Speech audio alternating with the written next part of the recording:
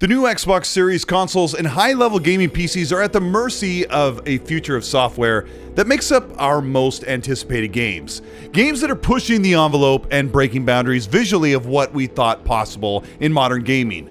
Right now, as developers are learning the latest methods to bring these creations to life, there are major advancements in game engines, software, and hardware that will extend the generation of consoles, throwing out everything we once expected, and surprising fans with performance and lifelike games we never thought possible.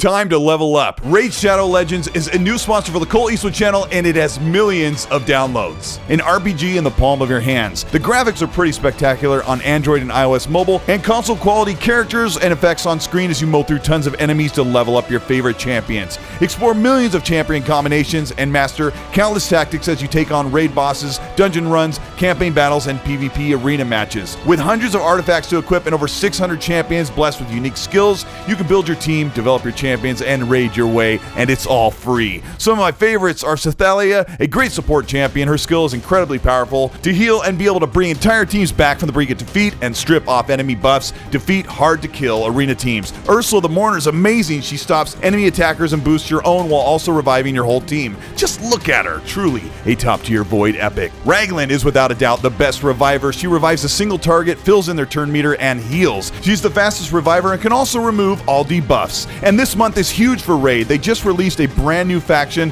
the Sylvian Watchers, with some amazing new champions, Forest Elves, Ents, Druids, Fays. They're all here. And if that's not enough, Raid's got a full lineup of events along with new season of Forge Pass, where you can get your hands on some of the most powerful gear the game has ever seen. Also, if you're an Amazon Prime member, you can get your exclusive rewards in Raid right now. Click my link in the description or scan my QR code here on the screen. We're talking a free epic champion, Iana, 200k silver, 1 energy refill, 1 XP boost, and 1 ancient shard. All this treasure will be waiting for you here. Install Raid for free with the promo code Colteastwood. Bonus available for new players only for 30 days. If you've paid attention to technical analysis on the Xbox Series S and X consoles, you know that so far the first 2 years have mostly been an Xbox One 2.0 situation.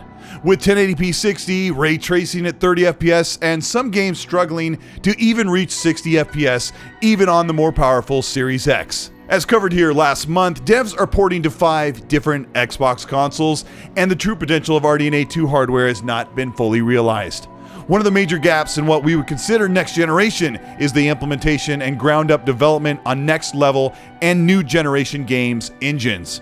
Right now, the teams working for Xbox on the brand new Unreal Engine 5 have been experimenting with advanced features, more realistic assets for visuals and lighting and physics tools that will speed up work and allow games to look next generation, while also finally running spectacularly on a 2-year-old next generation hardware, the Series S and X.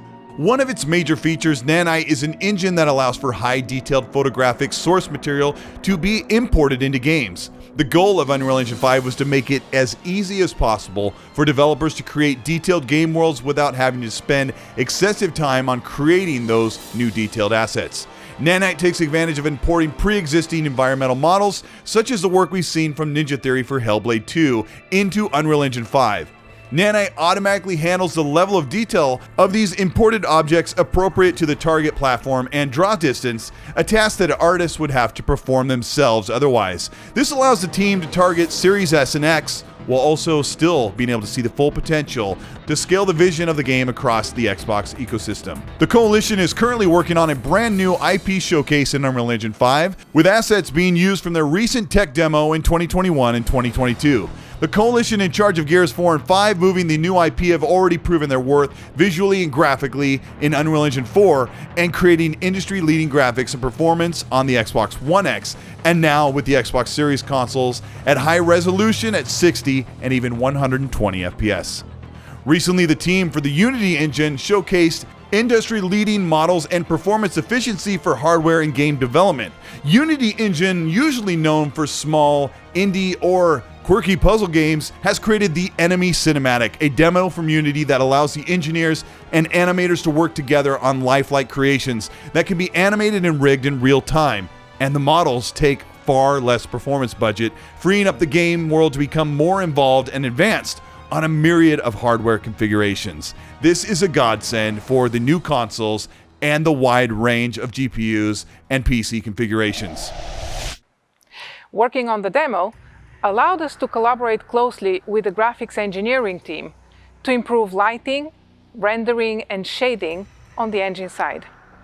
The most recent example is the new strand-based hair system, which lets us simulate individual hairs in real time. It is compatible with other authoring DCC tools for grooming. It uses machine learning-based technology to achieve unprecedented level of realism in facial animation and body and muscle deformations. And you would be able to maintain a high level of quality while staying within your memory budget. Now, hold on. Remember how we talked about the memory budget and the small RAM memory pool of the Xbox Series S? This is why efficiency features in the engines paired with the RDNA 2 sets in the Xbox Series S and even X are so important. Here's the demo running on the Xbox Series X. So I have this gorgeous demo that your team made running on my Xbox here in 4K. And I have some controls that the team added for me. Here, they gave me a button to add some wind to the scene. Look at that. Like the hair. We actually have runtime control over her expression. I can make her look happy and I can make her look sad. So that really sort of brings everything together here. Digital Foundry recently discussed at length why the current console generation will be a very long generation. They believe that game engines like Unreal Engine 5 and Unity will allow Xbox developers to create bigger worlds with more efficiency, and the inclusion of the Xbox Series S will guide the game developers to further optimize for a much bigger market, especially since the minimum spec group in PC is much larger than the millions that own an Xbox Series S, or fans that want to enjoy the full potential of the Xbox Series X. There are going to be some extremely painful increases in prices for components that offer increased performance.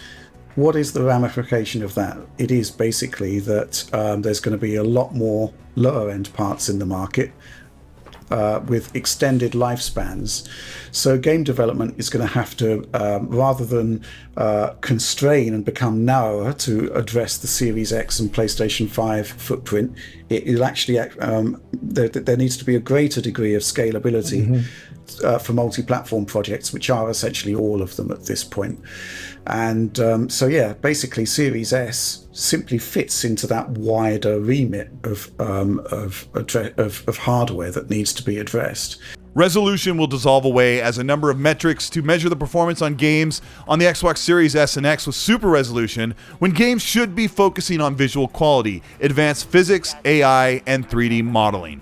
The Series S is being held back because there's no reason why a game that we've seen so far running at 60 on Series X shouldn't run at 60 on Series S. The caveat being you've got to expect to take a big resolution hit to let that happen, right? And it's not going to be holding back next gen development because it suggests a shifting of goalposts that isn't going to happen. What we're going to see is much more intelligent use of lower end devices and lower end capabilities, exactly as we saw in the Matrix Awakens on Series S.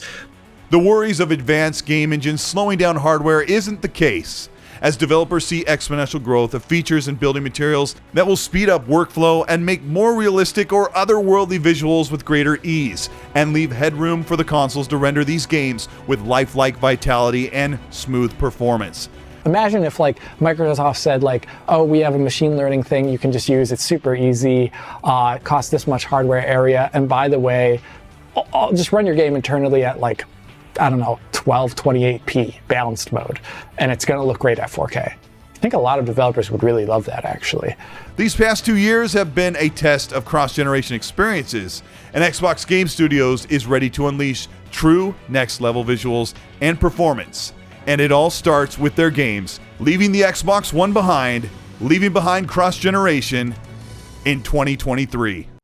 This is Colteastwood. Thank you so much for checking out this video. I've been frustrated with the way that games have come out over the past 2 years, a fully cross-generation letdown of things we've seen before, but a new push for exponential growth in Unity, Unreal Engine 5, and the proprietary engines that Xbox Game Studios are working with. Most of them right now are working with Unreal Engine 5. The worry that these big new features and more massively next generation games will be held back at 30 frames on the Xbox Series S and X. If you bought a $300 Xbox Series S, you're not there measuring the performance, the frame rates, you're not counting pixels. You bought it to get access to all the great games that everyone else will be playing on the other Xbox console and on PC. But the big takeaway to remember, and you have to share this with other people around you, is that resolution will not matter this generation. It is not something we will bother to count, as super resolution can make 1080p games look like 1440p, sometimes even look like 4K.